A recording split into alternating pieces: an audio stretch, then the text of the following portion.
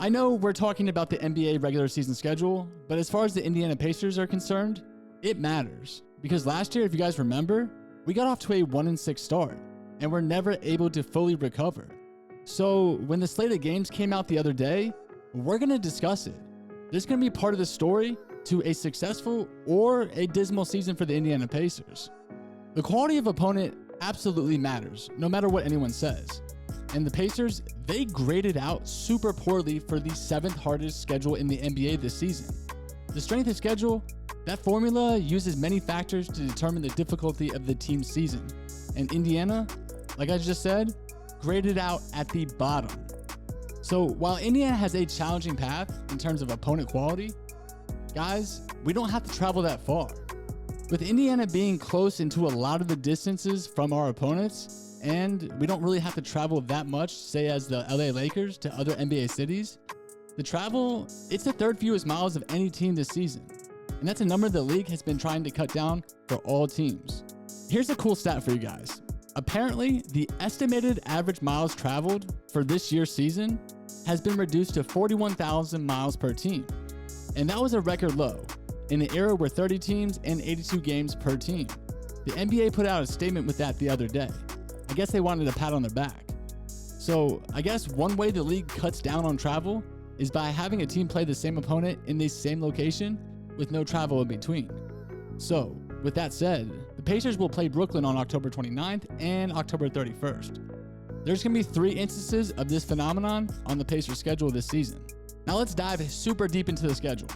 There's going to be one situation that reduces travel but doesn't really fit into a box, is what the Pacers will do in late November. They're going to play the Clippers in Los Angeles on the 27th, and then the Lakers in the same arena on the 28th. Look, back-to-back games are definitely challenging for any franchise, but this one comes with no travel in between. Bro, do you know how many back-to-back games the Pacers have this season? It's a total of 14. But what's really weird is that it matches last year's total. So maybe the guys, they're built for this, and it might not affect their win total at the end of the season. Rest is always important, and it could be a challenge for any NBA coach. So being on the rest disadvantage, having really fewer days than the rest heading into a game than the opponent, that really creates a similar obstacle. But here's a fun fact. Studies have shown that the positive impact that a rest advantage has on a team in a given game. The Pacers are going to play 7 games in this coming season with the rest advantage. Only 3 teams have fewer.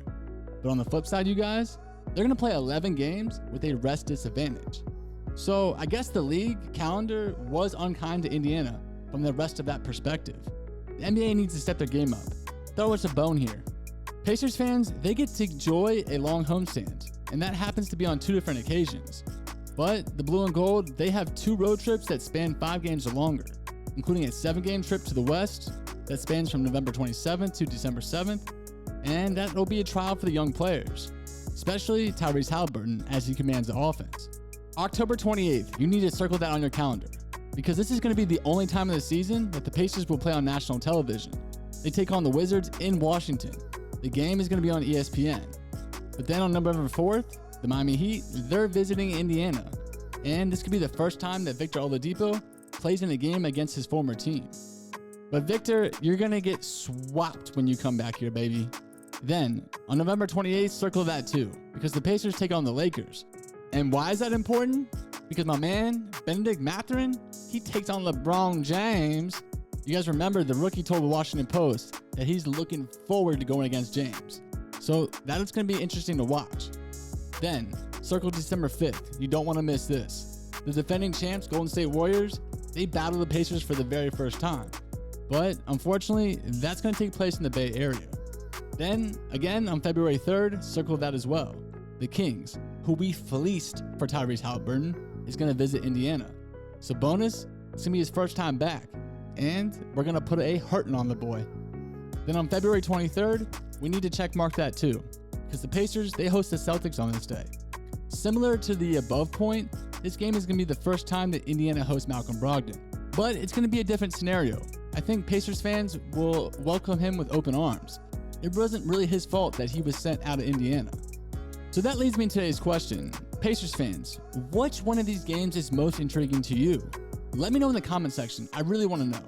I guess for me, seeing Oladipo come back to Indiana would be a magical opportunity for him to put it against his former team. But Sabonis, that's going to be interesting to see as well. And I could see Malcolm Brogdon coming back and dropping 30. Just seems like there's a lot of opportunities for these former Pacers to kind of thumb their nose at Pacers front office. And look, I know you guys love sports betting, and BetUS.com is a huge sponsor of this channel. So I left the link in the description below. You get a huge bonus for signing up. So go ahead and check that out. And tomorrow we'll be back better than ever with some more Indiana Pacers basketball. And like always, Pacers fans, I'll save y'all a seat. Peace.